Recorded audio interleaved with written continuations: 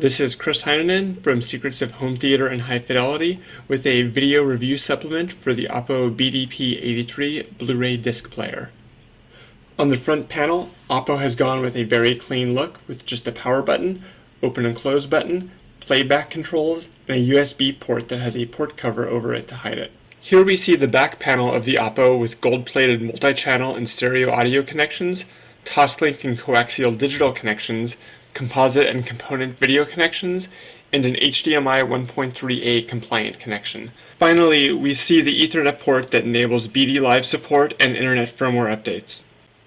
The first time you power up the Oppo player, you'll be put into an initial wizard to set up the player correctly for your display and AV receiver. First, you'll select the type of connection you are using for video, either HDMI or component video. Next, you will choose the resolution that you want the player to output at. Source Direct would output at whatever the source is, so 480i for DVD, 24p for most Blu-ray content. I chose 1080p as that matches my display. It'll go blank and then ask you to verify that that resolution is actually correct. Next, you will choose the type of display you have. I chose 16:9 wide auto as I want my 4:3 content to be boxed on the side instead of stretched out for the screen. Next, you will select the type of audio support you want. You should only choose advanced if you have a new receiver or processor that supports the new audio codecs like Dolby True HD and a bitstream format. And with that, the initial player configuration is now complete. Now to look at the menu system of the Oppo player. Here we see the playback setup controls. We can choose what language we want for menus, our parental control options, if we want icons to pop up, if there's alternate angles or picture-in-pictures, our SACD priority, do we want multi-channel, do we want stereo, do we want CD mode,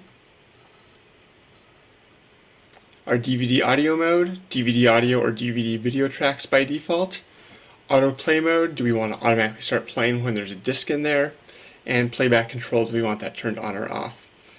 Next we have the video setup options. Under picture adjustment, we have a wide variety of controls that can be customized, such as brightness, contrast, edge and detail enhancement, noise reduction, YC delay, and the border level. This allows a lot of control over the output of the player if you can't set these in your TV, for example. We then have the primary output. We set this to HDMI earlier, our TV aspect ratio. Our TV system can be NTSC for the US, PAL for most of Europe. Our output resolution we already set to 1080p. We can also turn 1080p 24 on or off here.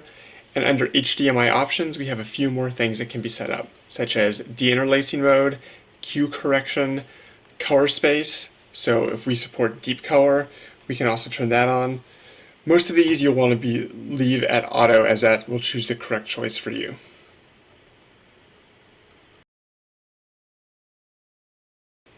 Finally, the Oppo player has a screensaver that can be turned on if you don't want to leave a static image up on the screen when a movie is paused, for example.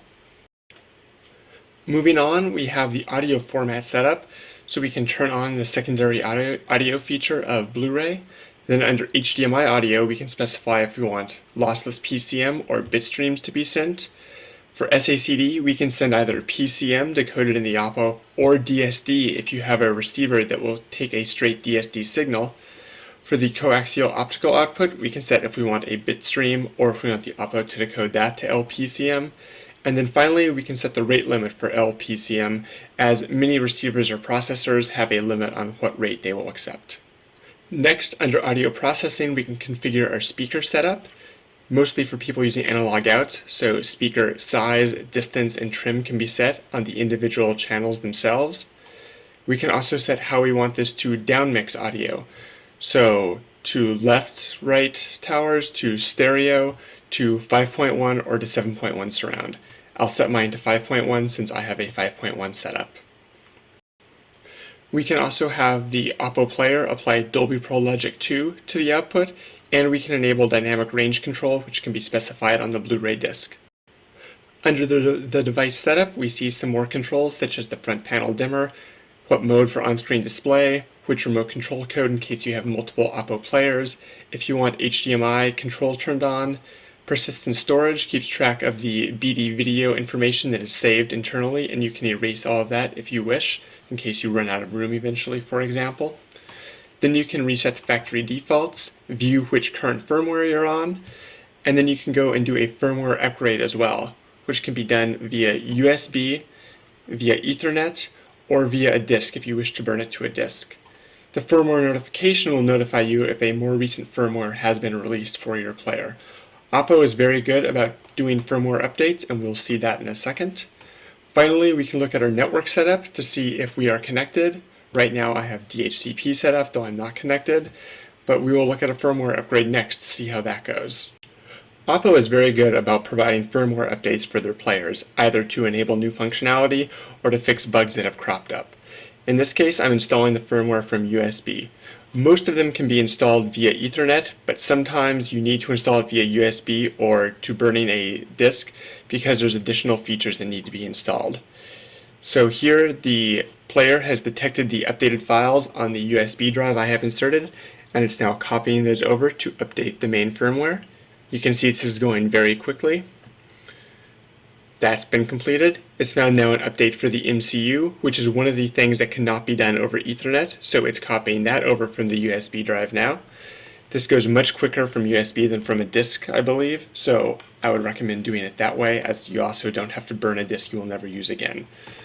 So it's already installed that MCU firmware. It's now verifying it to make sure it's okay. It's made sure that's fine. The screen went blank for a second as it installed it. And it's found an update for the BD loader as well. This is a rare case where all three of these need to be updated, so it's going through and installing the BD loader firmware now. This will take a little bit longer than the other, not long at all really. And once this is completed, it's going to go ahead and restart the player for us.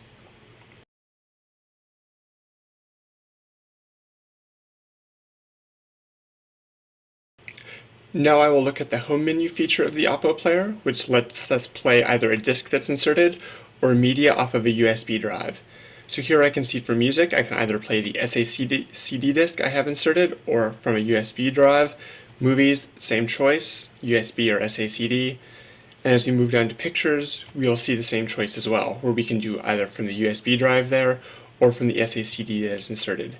Here I'll bring up a picture that I've copied over. So this is going to load up, and we'll see pictures are brought up from the USB drive. We can rotate these, we can zoom in on these, and do whatever we want with them. Now I'm going to go back out and go to music.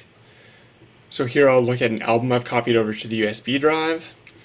I select 10,000 Hertz Legend from Air. I'm going to bring that up. And you see when we bring this up, if I had album art and such for this, it would display when I selected this file to start playing, and all the information will come up on the screen.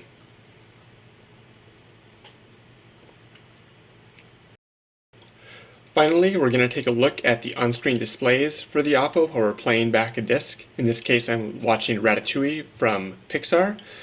So here I can hit the display button. It's going to pop up what codec is being used, what audio track is playing, if subtitles are turned on, the bit rate, the current title and chapter, and the current position and time remaining on this track. If I hit the pop-up menu, I see the in-movie menu for Ratatouille. The Oppo is a very quick player and responds to commands much quicker than any other standalone Blu-ray player I ever viewed. I can also finally change the resolution setting while I am watching the movie as well. As the Oppo is BD Live compliant, it gives you access to all of the extras on BD Live discs. In our example here of The Dark Knight, this includes additional extra features on the movie trailers for other films coming from the same studio, as well as the ability to record and share your own commentary tracks for the film, or to view commentary tracks that are recorded by other people for the movie as well. To read the complete review of the Oppo Blu-ray player, please visit Secrets of Home Theater and High Fidelity at www.hometheaterhifi.com. Thank you.